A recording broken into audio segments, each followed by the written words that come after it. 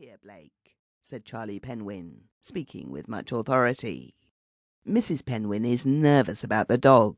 He's your responsibility, mind, and if there's the slightest bit of trouble, he goes. You understand that?" "Yes, sir," said Blake, looking at the dog, "but there won't be no trouble."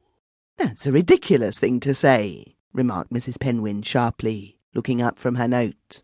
"How can you be sure, Blake? You know how uncertain Alsatians are. I don't know what Mr. Penwin was thinking about." Blake said nothing. Once again, and for the 100,000th time, both the Penwins wished that they could pierce him with needles. It was quite terrible the way that Blake didn't speak when expected to. But then he was so wonderful a chauffeur, so good a driver, so excellent a mechanic, so honest, and Clara, his wife, was an admirable cook. "You'd better take the dog with you now, Blake. What's his name?" "Adam," said Charlie. "Adam? What a foolish name for a dog. Now don't disturb Clara with him, Blake. Clara hates to have her kitchen messed up." Blake, without a word, turned and went, the dog following closely at his heels. Yes, Clara hated to have her kitchen messed up. She was standing now, her sleeves rolled up, her plump hands and wrists covered with dough. Mopsa, the Sealyham, sat at her side, his eyes glistening with greed, raised to those doughy arms. But at the sight of the Alsatian, he turned instantly and flew at his throat. He was a dog who prided himself on fighting instantly every other dog. With human beings he was mild and indifferently amiable. Children could do what they would with him. He was exceedingly conceited, and cared for no one but himself. He was clever, however, and hid this indifference from many sentimental human beings. Blake with difficulty separated the two dogs. The Alsatian behaved quite admirably, simply restraining the Sealyham, and looking up at Blake, saying, "I won't let myself go here, although I should like to. I know that you would rather I didn't." The Sealyham, breathing deeply, bore the Alsatian no grudge. He was simply determined that he should have no foothold here. Torrents of words poured from Clara.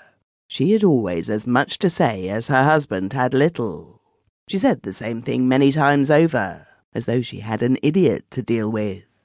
She knew that her husband was not an idiot, very far from it, but she had for many years been trying to make some impression on him. Defeated beyond hope, all that she could now do was to resort to old and familiar tactics. What was this great savage dog?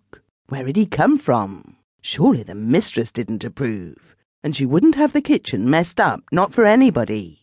And as Harry, Blake, very well knew, nothing upset her like a dog-fight, and if they were going to be perpetual, which knowing Mopsa's character they probably would be, she must just go to Mrs. Penwin and tell her that, sorry though she was after being with her all these years, she just couldn't stand it and would have to go. For if there was one thing more than another that really upset her, it was a dog-fight, and as Harry knew, having her kitchen messed up was a thing that she couldn't stand. She paused and began vehemently to roll her dough. She was short and plump, with fair hair and blue eyes like her husband's. When excited, little glistening beads of sweat appeared on her forehead.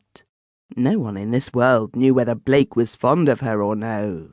Clara Blake least of all. She wondered perpetually. This uncertainty and her cooking were her two principal interests in life. There were times when Blake seemed very fond of her indeed, others when he appeared not to be aware that she existed.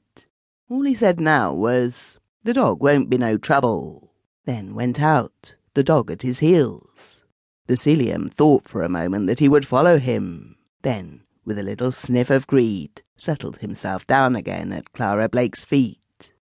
The two went out into the thin, misty autumn sunshine, down through the garden into the garage. The Alsatian walked very closely beside Blake, as though some invisible cord held them together.